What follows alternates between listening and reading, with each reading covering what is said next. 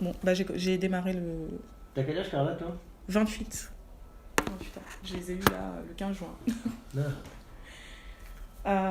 Donc déjà, la première question que je vais te poser, moi, c'est est-ce que toi, dans ta vie professionnelle ou même personnelle, tu as déjà été confronté à la question du handicap? Tu veux dire dans mes politiques que j'ai mis en place ou à titre personnel au sens... Que ce soit à titre personnel ou... Alors moi, j'ai pas eu de problème de Mhm. handicap personnellement. À titre, non, mais j'aurais pu. Il y a beaucoup de gens qui ont un handicap qu'on ne voit pas. J'ai été confronté, alors je ne sais pas ce que tu mets derrière confronté. J'ai mis en place une politique handicap chez Unibail-Rodamco, une ancienne boîte, qui n'a pas du tout fonctionné, qui était plus basée sur le côté, parce qu'on avait très peu de handicapés, et qui était plus basée sur le côté aidez-nous à vous aider, et donc déclarez-vous, non pas de manière officielle, etc., mais déclarez-vous pour que derrière on puisse mettre en place des actions vous concernant. Et avec le principe de dire, on avait dit, ce qu'on économisera sur la cotisation GFIP, la moitié, on la versera aux associations de votre choix. Et on s'est heurté à une... j'ai fait venir des gens handicapés, qui du basket, etc. Et on s'est heurté à une non-volonté des gens de se déclarer, leur handicap. Et donc ça n'a pas été un succès, ça n'a pas pu être un échec, mais ça n'a pas été mal vu, mais ça n'a pas non plus pris. Ça n'a pas pris, Donc j'ai passé, parce que moi je ne suis même pas le spécialiste de ça, et j'avais pas de personne comme toi qui peut m'aider tout le temps à alimenter un truc. C'est le premier élément. Et le deuxième élément, à titre personnel, non, je ne connais pas de personnes qui ont un handicap. Après, on peut tout mettre dans le handicap. Ma femme est investie dans des associations Ligue contre le cancer et le cancer, en tout cas, c'est aussi considéré. Le cancer, pour ça je disais, parce qu'elle m'a parlé à plusieurs reprises. Ouais. Papa est décédé d'un cancer il y a 2 ans et demi, donc elle s'est mise dedans. D'accord. Qui fait aussi de la lutte contre la mucoviscidose. Ok. Voilà. Et dans le cadre de l'action sur le handicap, elle a été amenée à être bénévole à la Ligue contre le cancer et à intervenir auprès d'entreprises dans le cadre des missions handicap pour sensibiliser les gens et sensibiliser les acteurs du handicap dans l'entreprise, les acteurs de l'RH, mais en général, ou même les médecins du travail qui travaillaient dans les entreprises, style Peugeot, qui ont des médecins eux-mêmes dans le travail, tellement ils sont grands.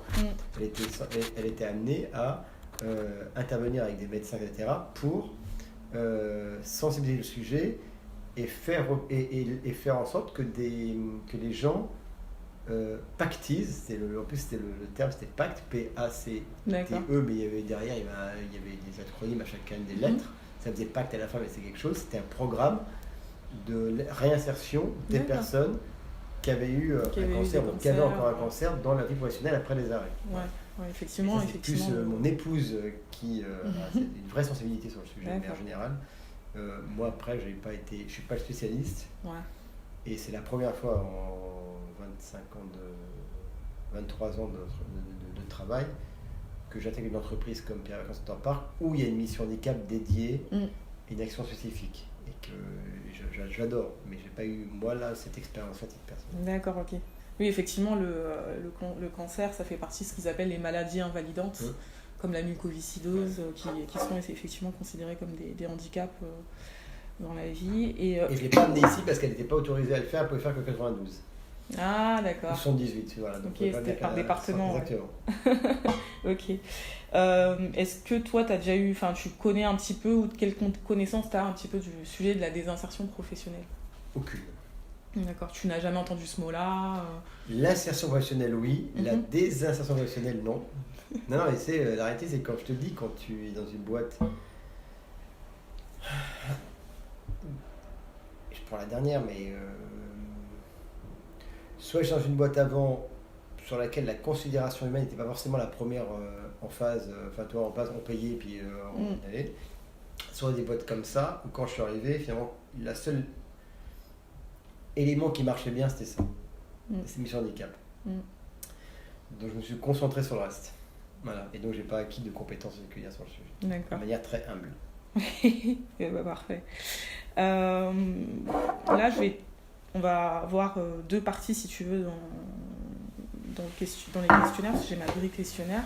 La première partie, elle est sur les aspects plus de dans quelle mesure on peut anticiper la question des personnes à risque sur leur poste de travail lorsqu'ils ont des problématiques santé. Et la deuxième partie, c'est plutôt comment est-ce qu'on peut les accompagner, les aider pour évoluer professionnellement. D'accord. Donc la première question, c'est à ton avis, pour toi en tout cas, quelles seraient les options possibles pour identifier les salariés à risque, les personnes qui sont à risque? Aujourd'hui, comment est-ce qu'on peut les identifier au sein du groupe? Ça veut dire des personnes travaillant actuellement chez Pierre Vacances. C'est ça, qui sont en poste dans le groupe. Et sur lequel tu dis il y a un vrai risque de désinsertion professionnelle. Il y a un risque en fait, en tout cas, qu'ils puissent à un moment donné, à cause de problématiques santé, être déclarés inaptes et du coup être licenciés. Et dans ce cadre-là, quelles pourraient être les options, on va dire, qui permettraient de les identifier, en tout cas, déjà de les identifier dans un premier temps. Déjà, et là, celui qui te parle est un béotien, donc ça ne sera que des réflexions sans expérience particulière du sujet. D'accord, ok. Donc il est en tête, ce qui est parfois pas forcément moins pertinent que ce qui... Non, ce qui peut être intéressant. Mon premier réflexe serait de traquer les arrêts maladie. Les petits, réguliers, et les grands. Les grands en général, car là tu le sais, parce que bon, les gens me disent je suis absent parce que j'ai un cancer, parce que j'ai un machin, etc. J'allais dire c'est déjà trop tard, au sens ils l'ont déjà, mais en général t'es pas absente 2, 3, 4 mois parce que tu as un petit truc. Donc en général on le sait, burn-out, cancer ou autre chose, etc. Donc déjà les grands, même si tu as l'information, et en préventif, tous les petits arrêts que Carla peut avoir, qui sont, Loïc, qui sont diffus, qui sont compensés, une journée par-ci, une journée par-là, mais qui,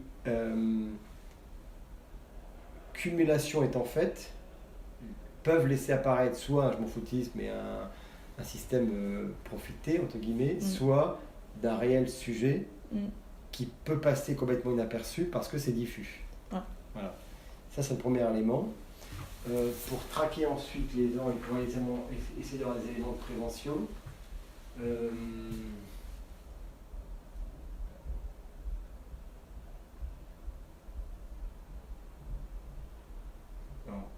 Et donc, quand je dis cela, c'est des petits arrêts qui passent déjà par la production de data et l'analyse, et ensuite par l'entretien avec les personnes. Pour mesurer si jamais il y a des sujets. Après, tu te heurtes peut-être, tu as plus de compétences que moi, souvent à des sujets c'est de la vie personnelle. Oui, il y a des gens qui ne veulent pas te donner la côté médical. Des fois, personnel. Ça ne marche pas au niveau du service. Voilà, exactement. Et donc, il y a plein de choses. Non, mais quand je dis personnel, parfois tu te heurtes, tu as des sujets qui sont des sujets médicaux, familiaux. Non, ça peut concerner d'autres personnes de la famille. Etc. J'en sais rien. Un frère en face de terminal de cancer, mais tu n'en sais rien parce que c'est pas elle et c'est pas son mari, etc. Et que ça a de l'importance. Et donc, à part détecter par les datas, entre guillemets, le nombre de personnes absentes, tant de jours, régulièrement, etc. Et ensuite, cumuler ça avec un entretien un peu préventif de RH pour dire, tiens, on s'est aperçu que ça sort de l'ordinaire. Qu'est-ce qui pourrait être, est-ce qu'il y a un sujet dans une forme d'empathie avec une formation des équipes RH. À part ça, j'arrive pas à voir quels sont les signaux faibles, je cherche les signaux faibles qui pourraient faire en sorte que en dehors après d'une campagne et d'une sensibilisation, d'une culture, en dehors de ça, effectivement, d'une campagne un peu plus peut-être d'une mise en place d'une structure plus dédiée, non pas uniquement au handicap, parce que pour moi c'est qu'un sujet, et encore handicapé, forcément inapte, non, c'est plus le côté la mise en place d'un service sur le côté un peu well-being, tu vois, responsabilité sociale entreprise, RH, qui englobe le handicap, qui englobe le bien-être au travail et qui englobe toutes ces problématiques un peu globales et qui, de par les actions, comment dirais-je, de communication, on peut peut-être faire, en dehors des absences, faire remonter des infos, des infos de gens qui disent tiens, il y a des spécialistes, etc. Donc l'une des actions qu'ils mettent en place, c'est aussi donc mettre en place une vraie structure de communication où les gens se disent je peux me confier au-delà de la data, où là tu dis il n'y a rien de spécifique. Donc ça peut être un élément deuxième de détection des signaux faibles. Mettre en place des sortes de cellules psychologiques, des lignes, mais qu'on a déjà aujourd'hui, qui ne donnent pas du tout, il n'y a rien, même dans les attentats, on avait ça, il y a peu de grand monde, mais peut-être quelque chose un peu qui fait partie du premier volet, le côté de structuration un peu plus globale, mais avec peut-être des gens qui veulent appeler des psychologues, etc., et qui nous permettent un peu de détecter ces trucs-là qui n'arrivent pas forcément à la DRH, parce que les gens n'ont pas envie de s'adresser à la DRH, s'adresser à d'autres personnes. Mais je pense que l'élément le plus important, c'est les datas d'un côté, c'est du factuel, et ensuite derrière, le côté existence d'une cellule dont les gens savent qu'elle existe et à qui ils peuvent s'adresser. Ils ont besoin de confiance. Après le reste, je vois pas. Ouais. Et du coup, pour toi, une fois que par exemple on a pu identifier les personnes, quels outils on pourrait mettre en place pour mieux suivre les salariés qui ont ces problèmes de santé, qui ont souvent des arrêts c'est ce que je viens de te dire, finalement. C'est mettre en place des dispositifs.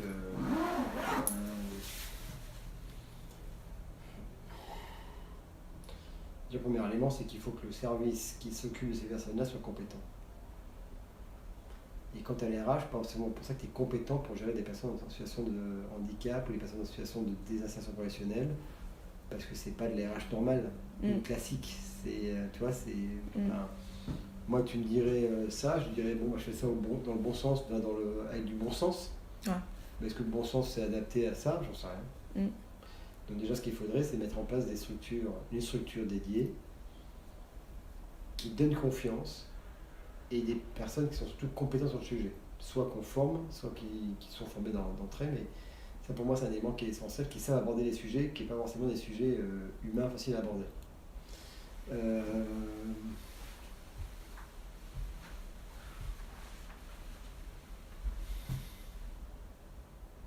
Parce que je pense que si les gens savent qu'il y a une cellule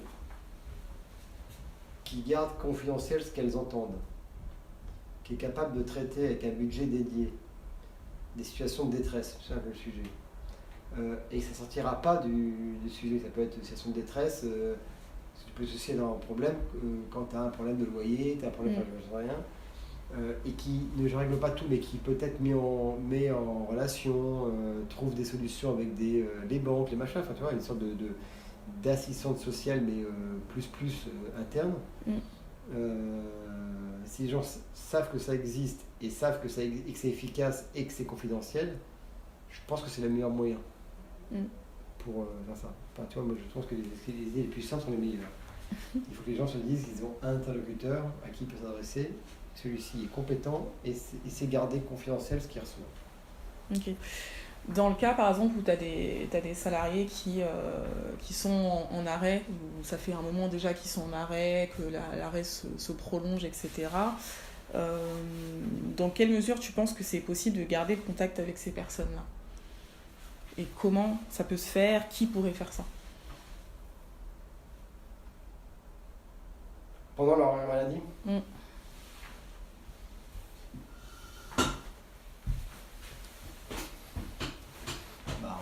Soit c'est... Le problème, c'est que tu as des HRBP, parce que c'est eux qui contactent des collaborateurs ici, je parle d'ici, qui sont en contact, ils ne sont pas forcément positionnés comme étant des assistants au sens bienveillant, qu'ils le sont ou pas d'ailleurs, parce que la RH peut faire peur. Et je pense que les gens auraient du mal à se confier utilement, entre guillemets, à ces personnes-là, de peur que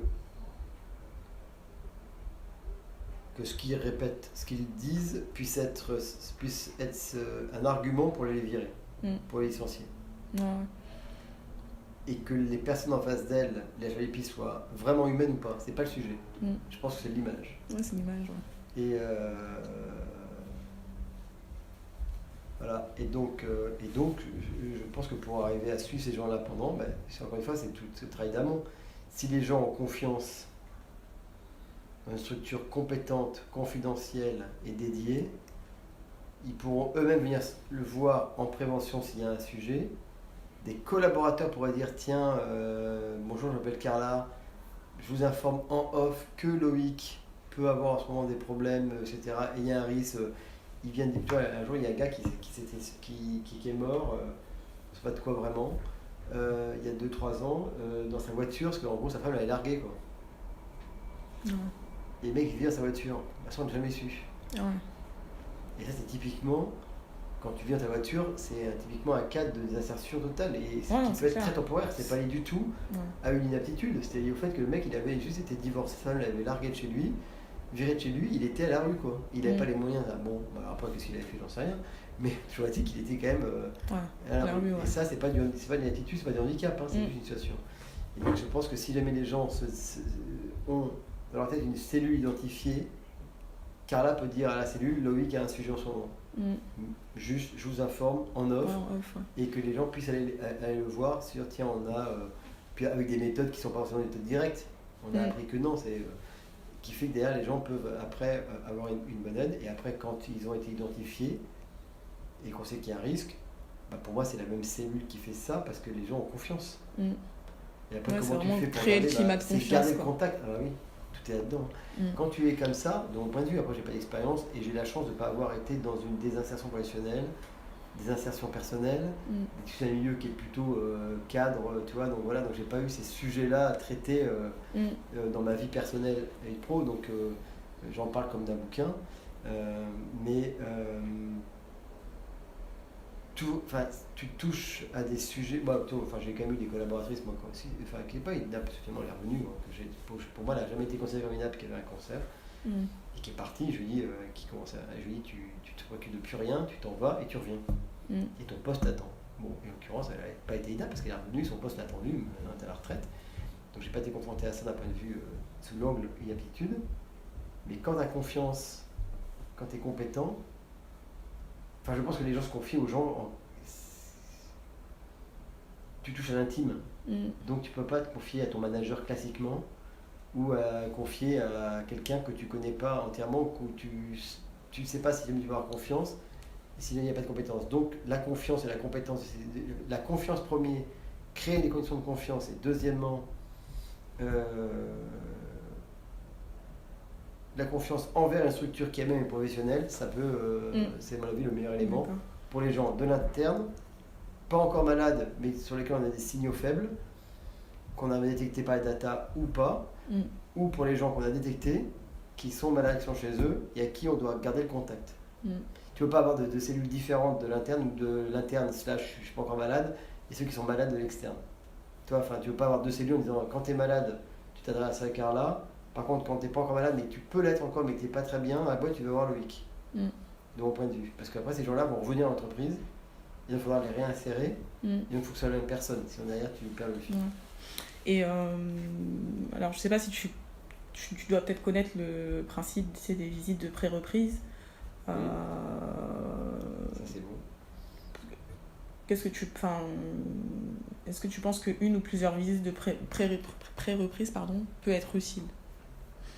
Peut être utile. S'il y a plusieurs visites de pré-reprise. En sachant que, est-ce que c'est un outil, en général, dans les entreprises, c'est pas forcément très très utilisé. C'est-à-dire que c'est des salariés qui sont en arrêt, généralement il n'y a pas de contact, et le salarié peut peut être visité, peut voir le médecin du travail, et souvent ça se fait à la demande de l'entreprise normalement. Donc c'est des choses qui sont plus ou moins utilisées. Moi je pense que quand tu as une cellule dédiée, encore une fois, tu as ma cellule dédiée, tu le fais quand c'est nécessaire de le faire, ou quand tu as le temps.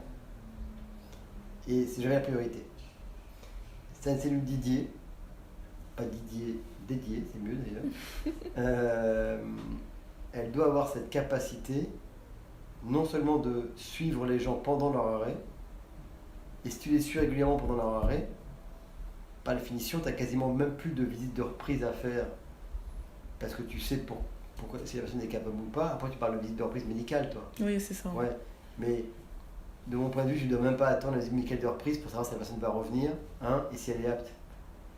Ton action préventive, parce que tu as tenu compte de ça tout le temps, fait que derrière, c'est plus une formalité dite administrative, mais toi, mais tu remplaces une formalité dite administrative par un suivi humain, quoi. Ouais. Il n'y a pas d'autre sujet.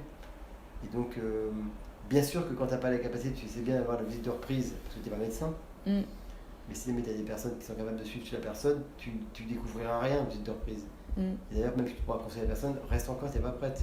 J'en sais rien. Je comprends. Donc il en faut. Pourquoi 2 ou 3? Bah non, tant que tu n'es pas prêt à reprendre, tu ne reprends pas. Donc une visite de reprise médicale, bah oui, il faut que tu le fasses, ce que tu as pensé la loi.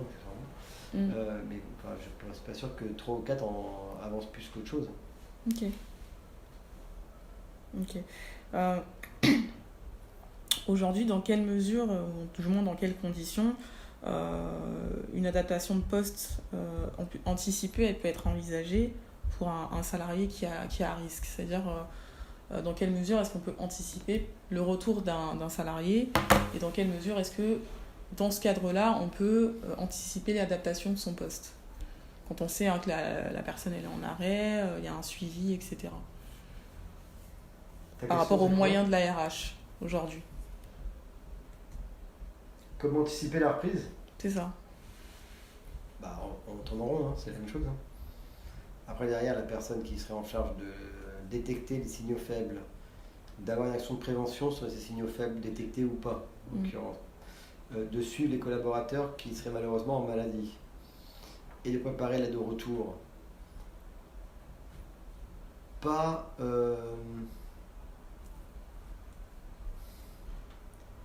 sans être socialement naïf. Tu vois, il y a des gens dont tu sais qu'ils ne pourront pas reprendre. Et la cellule doit avoir comme objectif d'être très objectif dans la reprise. Si je dis, et de ne pas dire, si, moi mon rôle c'est que Carla se réinsère chez le Carrière Center Park, si tu sais au fond de toi-même que ce n'est pas possible, parce que sa maladie ou son handicap physique font que ce n'est pas... En général, c'est plutôt psychologique, parce que physiquement, finalement, tout est possible. Quand tu es en fauteuil, c'est pas le sujet. Enfin, ici, tout est possible en tout cas. Et en tout cas, tu peux quasiment faire tous les boulots quand tu es handicapé physique, à part les boulots de chantier, etc. Mais non, tu peux les faire, tout ça. Mais que son état psychologique ne la rend pas possible, il faut avoir le courage de dire c'est pas possible. Non, bien sûr. Parce que ça, c'est... Et justement, dans cette idée de cellule, finalement, aujourd'hui, qui ferait ça? Dans quelle mesure ça pourrait être une personne dédiée à 100%? Pour moi, c'est efficace. Et avec quels moyens?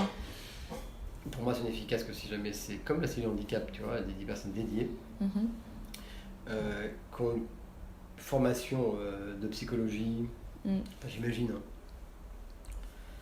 voire même de médecine un peu, tu vois, pour pouvoir derrière un peu être pertinent. Donc c'est pas tout le monde. Pas tout le monde. Avec cette personnalité qui va savoir prendre du recul et pas être dans le Mère Teresa, je fais exprès, tu vois, parce que ça n'a pas de sens non plus.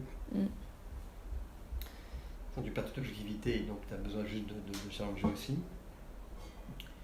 Il faut que cette cellule-là, elle soit comme la cellule handicap, il faut qu'elle ait des moyens, un minimum, pour faire appel à des prestataires extérieurs, que sont des psychologues, que sont des... j'en sais rien, d'autres experts que moi je ne connais pas et que la personne ne serait pas. Et capable aussi, dans sa personnalité, de comprendre non pas uniquement les personnes concernées, mais de préparer le retour avec les managers et pas contre eux. Et de comprendre les enjeux d'une entreprise liés à ça. Parce que si jamais tu le fais sans tenir compte d'une équipe, du contexte d'entreprise, mais tu fais uniquement en pensant, légitimement ou pas, qu'à la personne, tu peux très bien te planter. Et finalement, ça veut dire aussi former les managers à cette reprise. Non, mais c'est ça, il faut qu'ils soient accompagnés. Il faut les accompagner, les supporter, les conseiller et les former. De manière certaine. Et aujourd'hui, typiquement, dans un groupe comme le nôtre ici, c'est une personne dédiée comme ça dans ce sens-là. Ça pourrait se faire concrètement? Il y aurait des moyens? Est-ce que, dans quelle mesure ça... Tu dis, pardon? On n'y a jamais réfléchi. Enfin, c'est pas vrai en plus. Moi, je dis depuis 1 an ou 2 que ce qui me manque dans cette direction, mais ce ne sera pas encore pour l'année prochaine,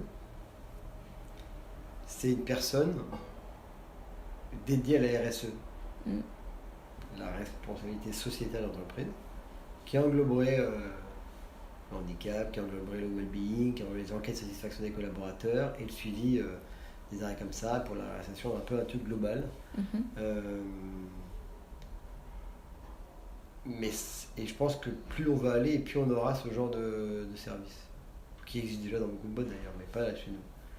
Et aujourd'hui, je suis dans l'incapacité de considérer que c'est une priorité par rapport aux autres sujets aujourd'hui, et donc dans l'incapacité aujourd'hui de vendre ça, d'un point de vue budgétaire. Mais si jamais j'avais le choix, j'aurais un service dédié à ces 3 thématiques. D'accord. Ok. Et aujourd'hui, du coup, une mission handicap, elle n'aurait pas du coup un rôle à jouer justement, puisque là il y a déjà un budget dédié, etc. Est-ce que ce ne seraient pas des missions qui pourraient être implémentées sur le handicap, sur la mission handicap?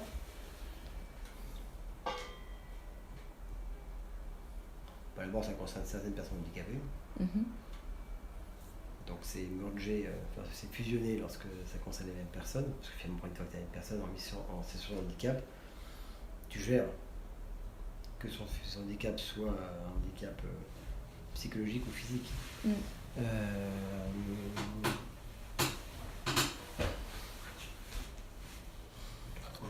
Aujourd'hui, je ne suis pas certain qu'on aurait assez d'une personne pour gérer tout.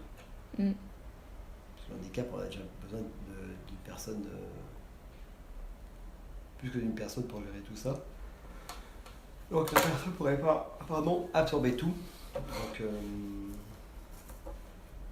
à combien il faudrait, j'en sais rien.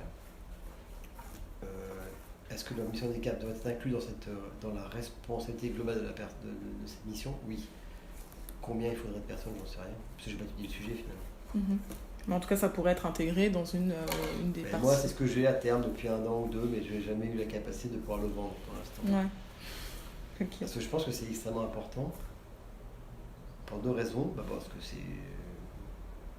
c'est humain. Au sens, tu t'occupes des gens qui n'ont pas la chance d'être comme toi, en parfaite santé, et puis voilà. Et donc, tu as un sentiment de reconnaissance intérieure qui est important. C'est vrai. Et deuxièmement, parce que je pense que les entreprises qui demain réussiront, c'est celles où les gens se diront c'est des boîtes très humaines dans lesquelles on bosse, mais qui take care de notre environnement de travail, qui take care de notre équipe de vie perso-professionnelle, et qui en plus, quand il y a un problème, sont là.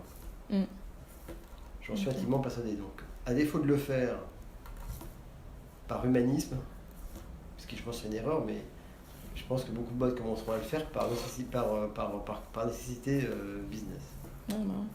Bon, de côté, tu prends l'angle que tu veux, l'important c'est que ce soit fait. Mais quand tu as l'angle plus proactif, disant je veux aussi le faire parce que j'ai envie de le faire, en général tu es quand même plus efficace, parce qu'en plus tu y crois. Notamment la deuxième solution où tu peux ne pas y croire, mais juste dire ça il faut le faire. Ok. Dans quelle mesure aujourd'hui des salariés qui seraient en risque de désinsertion professionnelle pourraient faire une mobilité? Quelles seraient les conditions pour qu'ils puissent, qu'on puisse leur permettre de faire une mobilité à ces personnes-là?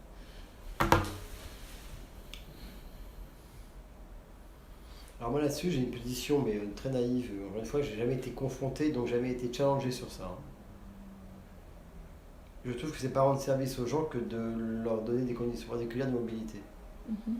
C'est-à-dire qu'il faut faire en sorte de rétablir l'égalité en accompagnant, mais qu'une personne doit pouvoir prendre un poste parce qu'elle est compétente pour le prendre. Elle part de très bas, mais elle a le potentiel, on la forme, on l'accompagne, etc. Mais surtout ne jamais forcer la mobilité parce que tu comprends la personne est handicapée ou parce qu'elle a l'insertion des insertions professionnelles. Parce que sinon, derrière, tu sais pas si la personne fera le job.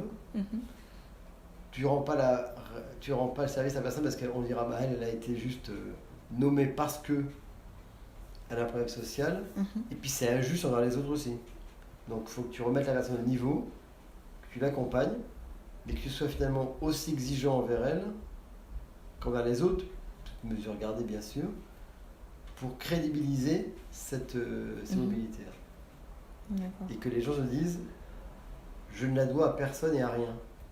Je ne la dois pas à mon statut de travailleur en insertion professionnelle ou en situation de handicap. Je le dois parce que la compagnie a considéré, avec un accompagnement particulier, certes, que j'étais en mesure d'occuper ce poste et mieux que les personnes qui ont postulé parce que je suis compétente et non pas parce que je suis en situation de difficulté. Et du coup, qu'est-ce que tu mets derrière le mot compétent justement ? C'est les compétences techniques que tu peux avoir. Bon, ça dépend des métiers. Et puis les compétences, le savoir-être, quoi. Normal. Okay. Moi, je trouve qu'il faut pas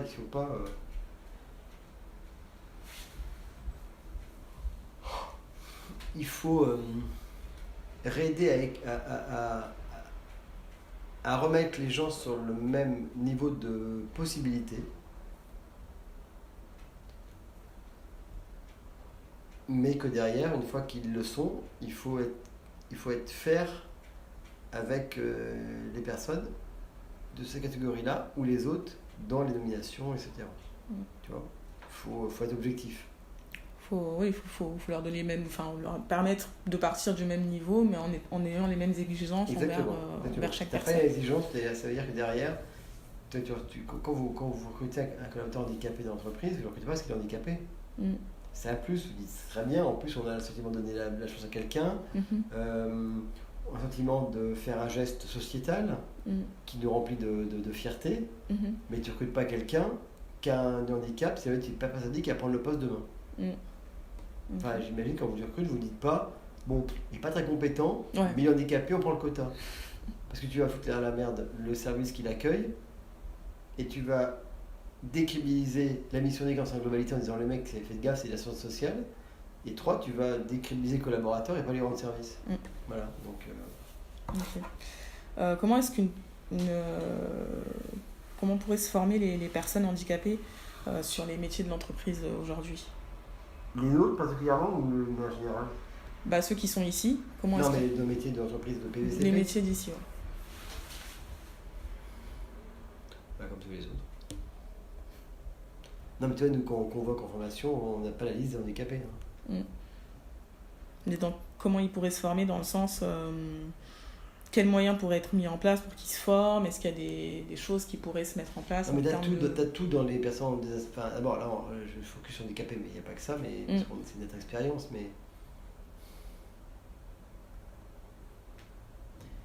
Encore une fois, je distingue ce qui relève de l'accompagnement individualisé du fait d'une situation particulière, qui peut être pris en charge par la cellule dédiée, d'une politique de formation qui concerne tous les collaborateurs. Et si les collaborateurs sont... Alors, dans le premier cas, tu peux aussi former des gens, c'est pas le sujet, pour leur permettre de reprendre pied. Mais je distingue ça de la politique de formation, où tu convies quelqu'un à une formation, et absolument où tu le convies, c'est qu'il est capable de le faire, tu vois. Donc, il n'y a pas de frein à ce qu'il pourrait suivre, à part quand tu as un frein physique, mais il y a pas de frein à ce qu'il pourrait suivre, il n'y a pas en plus d'avantages, voilà. Moi je suis assez contre toutes les politiques un peu discriminantes, et même positivement. Tu vois, parce que je pense que ça ne rend pas service aux gens qui les suivent. Donc à ta question, comment on fait pour développer la formation ? On les met au niveau, au sens psychologique du terme aussi, on les accompagne, on donne confiance, et après, tu es comptable, tu es en situation des insertions potentielles de professionnels, tu as pris en charge la personne, après moi elle revient, tu as été partie, elle revient, elle est comptable. Donc une formation comptabilité pour les collaborateurs, elle la suit. Ok. Sauf si après il y a un handicap, ou un truc physique qui fait que tu ne vas pas suivre, mais ça c'est ce que tu veux faire.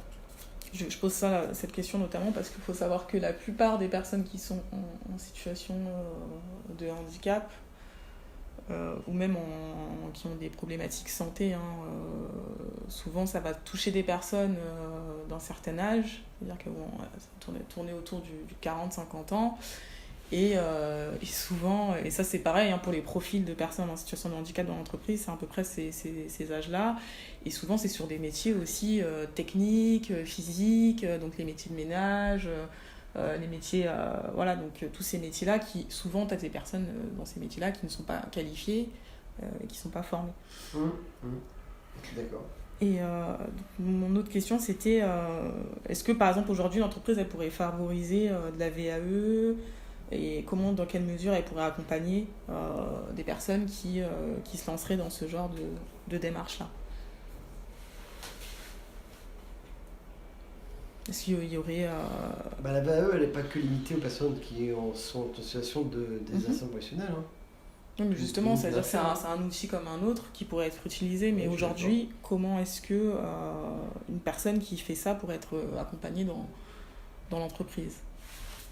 Qui pourrait le faire? Quel temps on pourrait accorder? Ça prend du temps de faire ça. Ouais.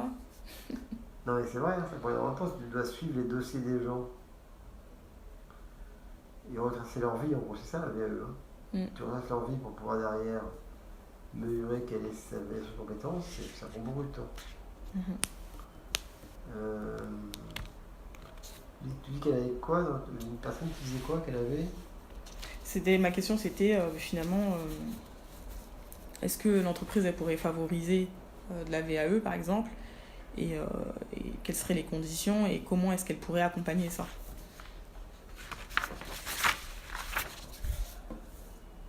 Moi, je trouve que la VAE, c'est une démarche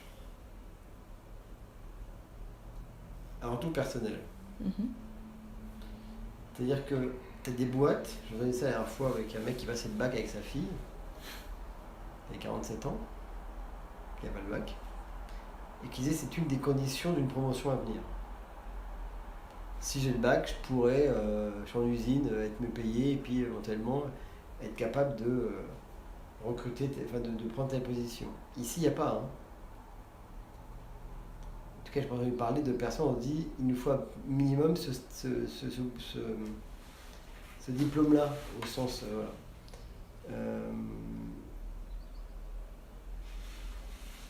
Et donc, derrière, ma question, ou si les personnes sont recrutées, c'est qu'elles le sont sur la base de ce qu'elles ont.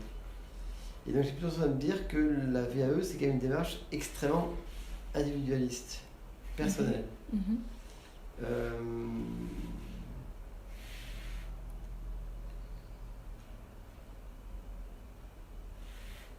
Qui est pas lié à une évolution en groupe. Et donc que le groupe l'accompagne.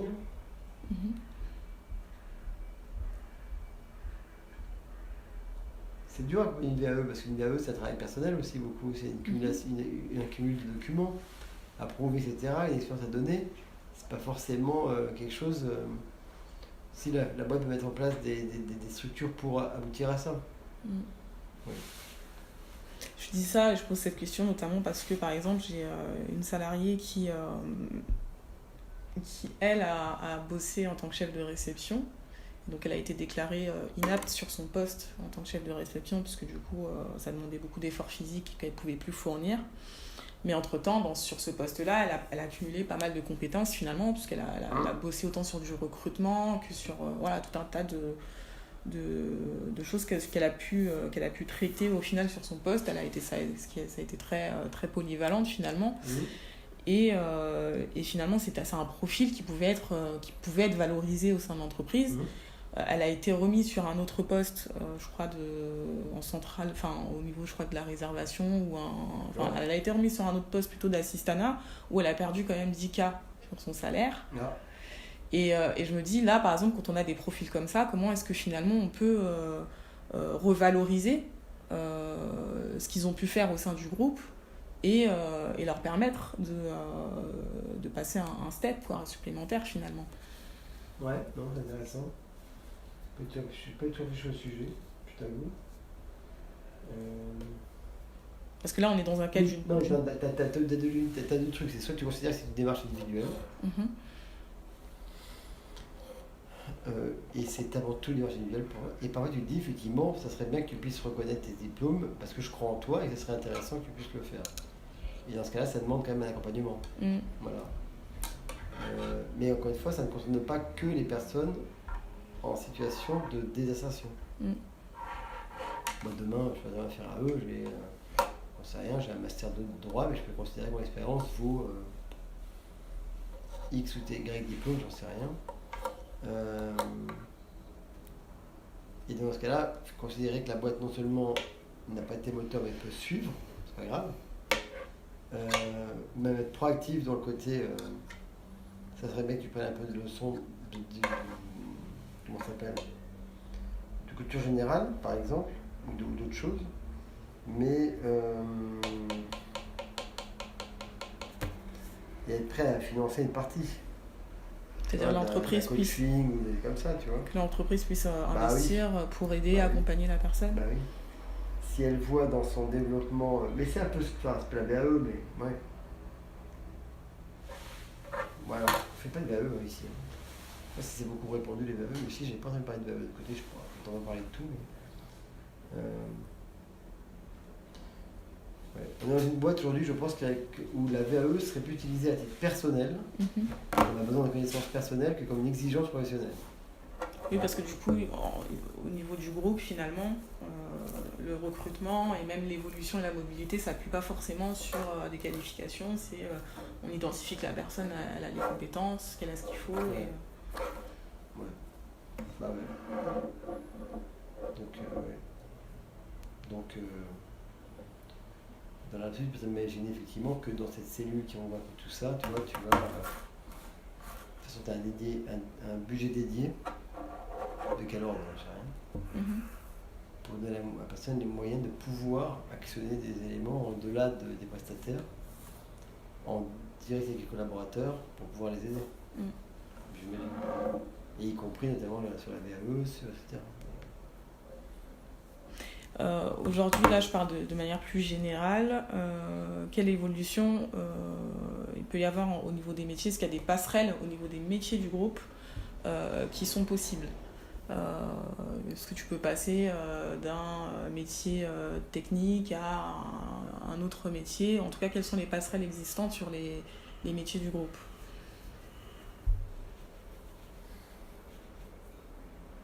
Ou en tout cas, est-ce qu'aujourd'hui la DRH elle a déjà pu identifier ce point-là? Non, parce que je ne veux pas le faire. Pourquoi? Alors, il y en a quelques-uns dont on sait qu'ils peuvent le faire. Je ne veux pas le faire pour deux raisons. Il faudrait le faire, mais pas de la manière classique.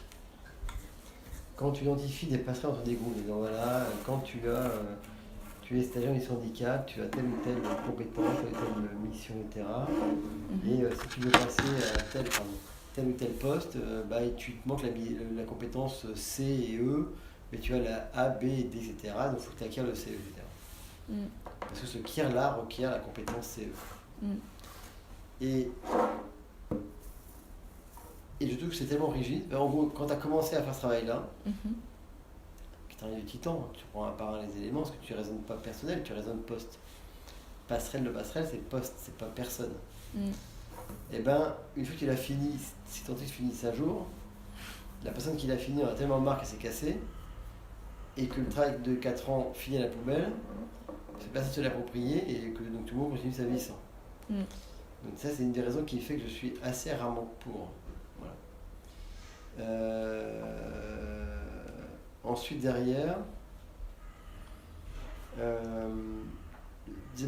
que je pense que ça ne correspond plus au fonctionnement actuel des boîtes. Il faut que tu te dises plutôt, dans cette boîte-là, je sais que je peux évoluer. Et tout est possible. Et donc, le plus important, c'est de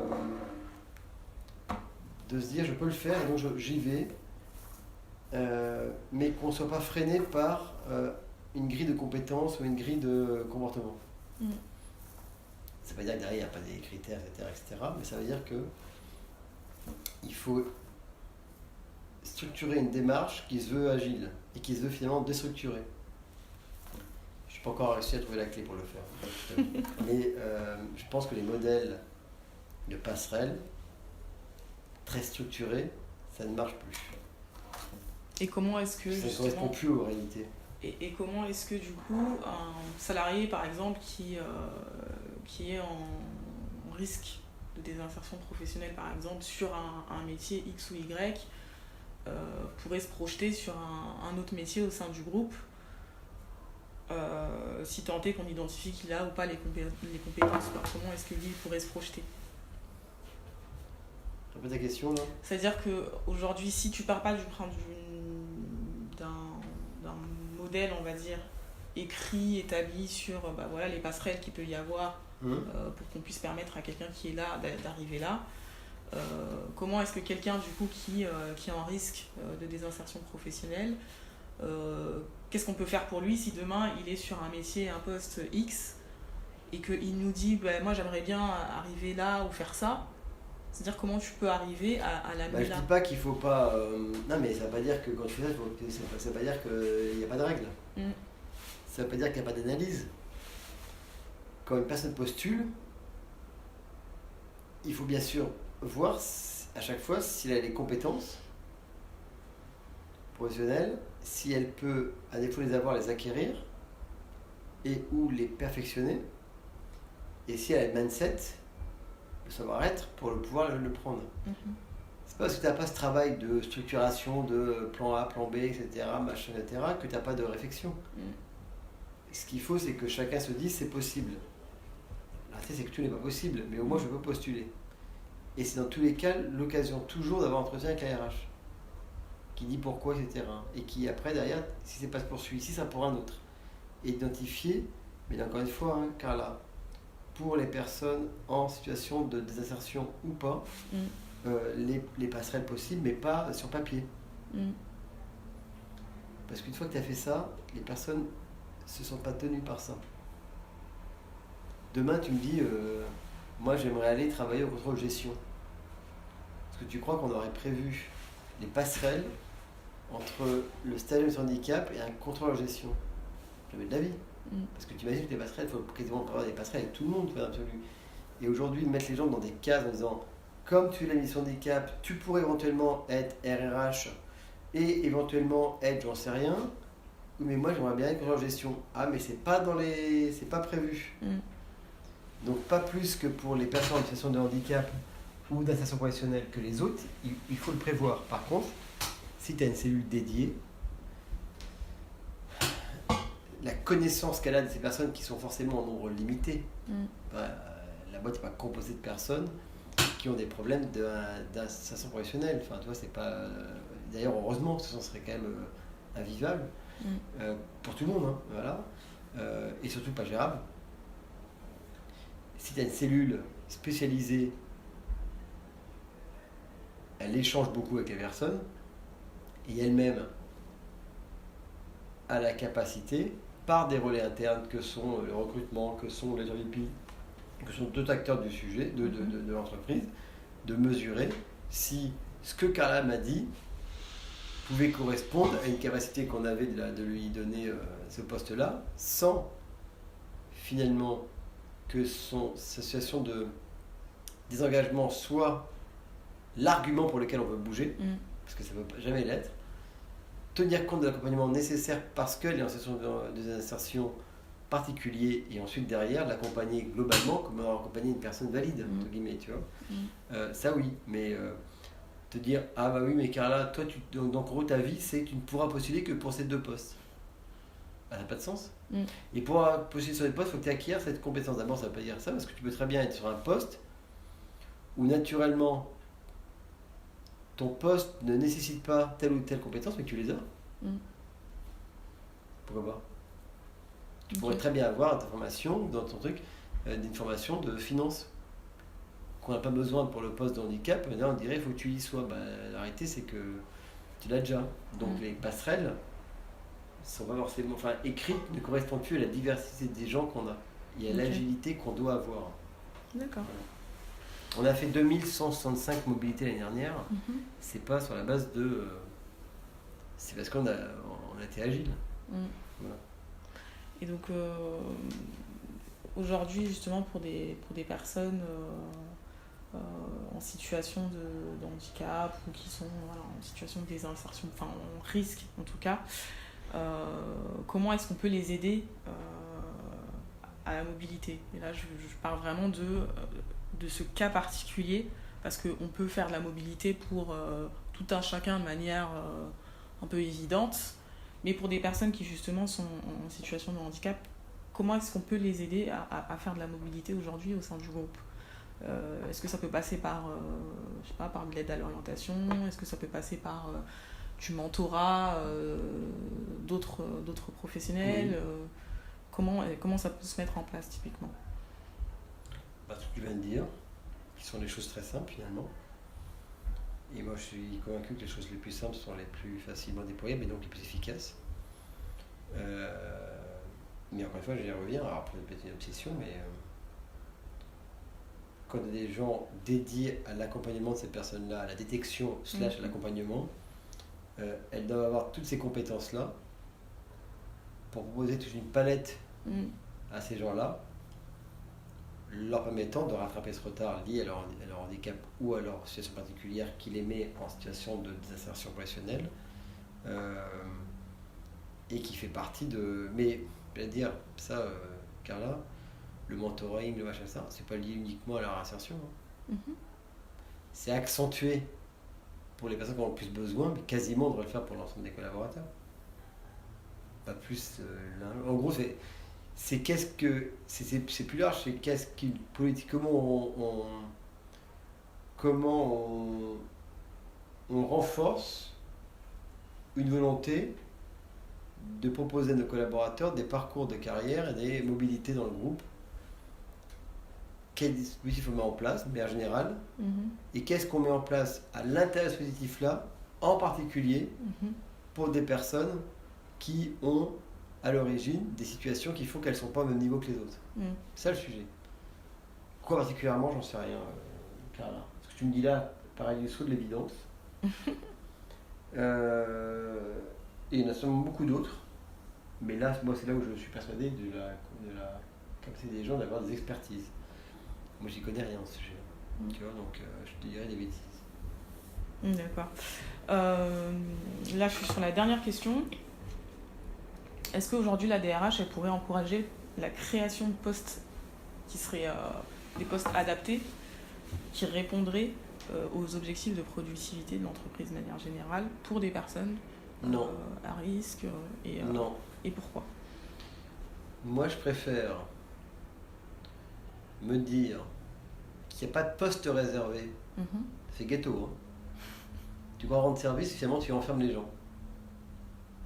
Après, quand je parle de la création de poste, ça veut dire c'est au moment où on sait que la personne on sait qu'elle est en difficulté, et donc par rapport à sa difficulté et par rapport peut-être à ses souhaits ou à ce qu'elle voudrait faire, est-ce qu'il pourrait y avoir une démarche où on réfléchirait au lieu de se dire quels sont les postes disponibles, mais est-ce qu'on ne peut pas créer un poste? Dans les boîtes, Carla, tu ne crées jamais de poste. D'accord. À part les grosses boîtes qui ont les moyens. Parce qu'un poste, c'est un coût. Et qu'on peut faire tout le social qu'on veut. Et c'est très humain. C'est normal. Enfin, heureusement qu'on n'est pas des gens de sang et de... Enfin, on est quand même des gens de sang et d'eau, c'est non pas de pierre. Mais dans une boîte, tu ne crées pas un poste sans contenu. C'est-à-dire que dans tous les cas, même si tu crées un poste, c'est un poste qui correspond à une réalité, à un besoin. Tu vas pas dire, on ne sait pas où la mettre, elle est en situation de réinsertion professionnelle, donc on va la mettre sur ce poste-là, mais franchement, il n'y a pas de contenu, on n'a pas besoin, mais c'est pas grave, on va quand même être là pour créer ce poste-là, parce qu'on n'a aucun poste qui correspond à elle. C'est horriblement, je trouve que c'est traité de manière horrible les personnes concernées finalement. Oui, mais tu leur regardes un poste à un moment donné, mais tu les mets dans un ghetto, dans un placard, disons, quasiment. Le sens dans lequel je pose la question, c'est, je donne un exemple concret. J'ai une salariée qui est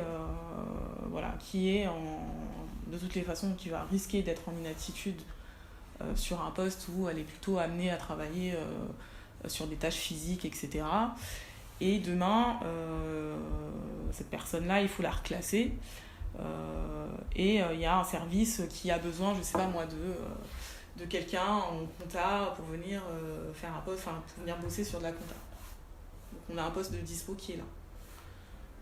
Dans quelle mesure est-ce que, parce que cette personne forcément, il faut la reclasser entre guillemets, qu'elle est disponible et disposée à prendre le poste, mais que le poste n'est pas forcément pleinement adapté, parce que peut-être que c'est un temps plein et que la personne n'est pas faire du temps plein. C'est-à-dire dans quelle mesure est-ce qu'à un moment on peut se réadapter, mais se réadapter dans l'idée de penser la réorganisation du service sans que c'est-à-dire, je ne sais pas comment poser la question, mais non, mais donc c'est-à-dire c'est pas créer une coquille vide. Non, pas créer une coquille, c'est-à-dire créer un poste à partir des besoins de l'entreprise et des objectifs de productivité. Donc la boîte, elle a un besoin, voilà. Il y a un poste, voilà. Une personne handicapée ou en situation de détresse ou d'insertion professionnelle a les compétences ou a le potentiel d'acquérir les compétences pour ce poste-là. Soit elle a un problème physique handicapé qui fait que ça nécessite d'aménagement du bureau, des horaires, du temps de travail, etc.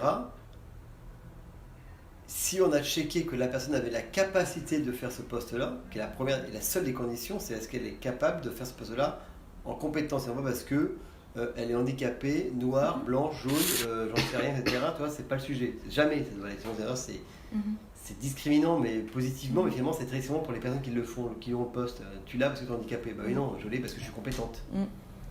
Et qu'ensuite, derrière, c'est ce qu'on fait déjà, même sans handicap, et qu'ensuite, on puisse être capable d'adapter ou de fournir des moyens à une personne et voire d'adapter un poste en fonction de ça. Oui, ça, c'est des réflexions qui peuvent pas se faire de manière automatique, qui ne sont pas forcément une politique qui consiste à dire vous adaptez votre organisation en fonction d'eux, mais ça peut être possible. C'est souvent plus possible d'un point de vue physique que d'un point de vue temps, tu vois, quand tu as quelqu'un qui a besoin d'un temps plein. Et tu dis, bah oui, mais la personne qui peut l'occuper, elle peut être à temps partiel. La réalité du quotidien, c'est soit tu arrives à pourvoir ce poste par un autre temps partiel. Tu dis, bah très bien, et tu fais des heureux.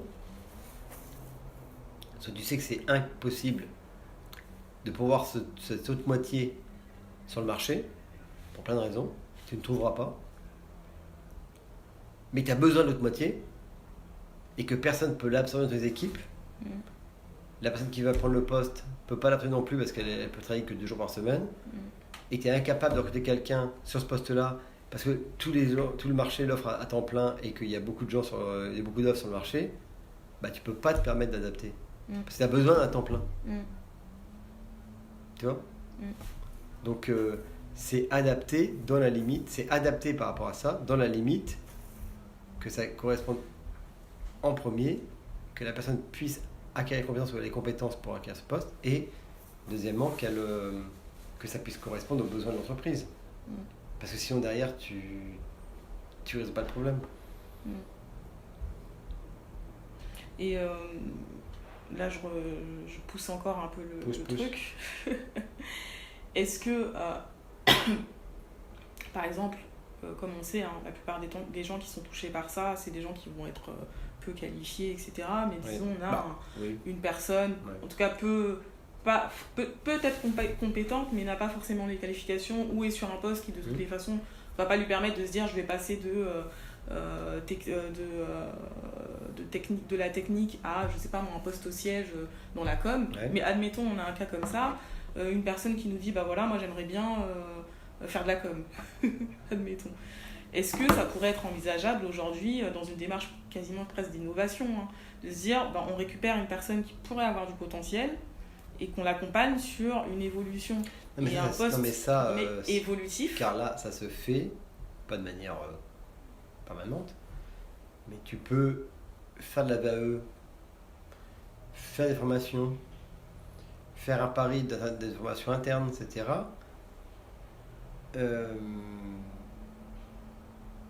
Mais encore une fois, là, ça ne concerne pas que les personnes en désinsertion professionnelle, c'est accentué. Mais ça, c'est possible. Quand un jour j'étais dans une boîte où la personne du recrutement s'est dit tiens, je vais être directeur de centre commercial. compétences. Hein. Bah, on l'a accompagné, on l'a fait, mais c'était pas... Et ça, vous l'avez accompagné comment? Bah, on l'a formé, on l'a mentoré, tu vois, parce qu'elle voulait faire ça, pourquoi pas, on savait qu'elle était capable de le faire. On savait que c'était pas du tout son expérience. On l'a mis sur un petit poste, avant de le mettre sur un poste directeur, on l'a mis sur un poste adjoint, sur un petit centre, loin des gros enjeux, pour la former, etc. Sur un poste sur lequel finalement on n'arrivait même pas à pourvoir, c'était à Roubaix, parce qu'on voulait y aller, on a dit, bah tiens, tu veux demain être là, passe par là. Pour l'accompagner, on l'a formé, on a fait beaucoup de formations en interne qu'on faisait pour tous les directeurs de centre, on l'a accompagné d'un point de vue aussi financier au sens pour acquérir des compétences financières, etc. Mais ça doit être valable pour tous les collaborateurs et c'est forcément accentué pour les collaborateurs en mission de détresse. Donc là, par exemple, demain, on a un salarié qui est en risque et qui a l'ambition d'évoluer sur un poste, je sais pas, peu importe, un poste au siège, qui peut avoir un enjeu plus déterminant que d'être simple assistant. Ça peut être possible finalement de l'inscrire dans un parcours évolutif comme ça, et de l'accompagner. Comme tout le monde. C'est plus dur, sûrement. Ça demande plus de volonté, certainement. Plus de remise en question. Mais il n'y a pas de raison qu'on fasse moins pour eux que pour les autres. Un peu plus pour eux, pour les autres, parce que ça sera, je dis, plus d'accompagnement. Mais c'est pas parce que tu as une situation de détresse que tu... Encore une fois, quand tu pourvois un poste, Carla, c'est est-ce que la personne peut avoir les compétences pour le faire? Parce que sinon, si tu mets sur un truc sous prétexte que la personne est en mission, en détresse, en situation de désinsertion professionnelle, et qu'elle n'a pas les compétences pour le faire, mais tu veux le faire pour un point de vue social, pour rendre service, tu la tues la personne. Tu la tues. Là, c'est surtout sur elle a des compétences, qui ont envie, qui ont les compétences, l'ambition, etc. Après, mais ça, on le fait avec des gens qui ne sont pas en situation de détresse. Tu le fais a fortiori avec l'autre. Mais il ne faut pas se tromper. Ce n'est pas la situation de détresse qui fait que tu le fais. Tu fais un effort peut-être complémentaire par rapport à ceux qui sont en situation de détresse parce qu'ils ont plus besoin que les autres. Mais d'abord, tu t'assures que la personne, comme tu le dis, ait l'envie. 2, et les compétences / le potentiel. Et 3, tu accompagnes. Et le plan de déploiement dépend de ses compétences, du poste, etc.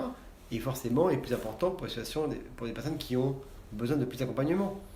Mais c'est ça c'est que la conséquence, c'est pas la cause.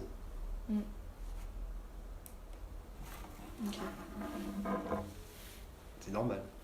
C'est même pour moi rendre service aux gens que de le faire. Si tu le fais de manière pas comme ça, tu sais si ça s'est déjà fait dans le groupe Je sais pas, parce que je suis pas au courant de tout.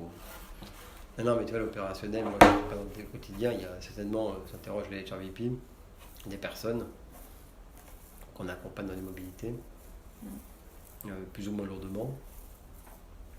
Il n'y a pas de raison que ce soit pas fait. Il y a une ambition, c'est de faire le plus de mobilité possible. Après, derrière... parfois des mobilités qui se passent d'un poste à l'autre, tu vois. Quand Anna Paula est passée du poste de Pascaline à son poste, j'ai pas eu besoin de la former. J'ai formé moi-même. Mais donc ça ne demande pas beaucoup d'accompagnement. Oui, ça dépend des personnes. Et puis quand c'est mieux demain, tu as quelqu'un qui veut faire le boulot de Laetitia, c'est technique, donc il faudrait les surformer en droit. C'est possible. C'est pas ce qui est le plus compliqué, mais il faut le faire. Tu vois, donc, et inversement d'ailleurs.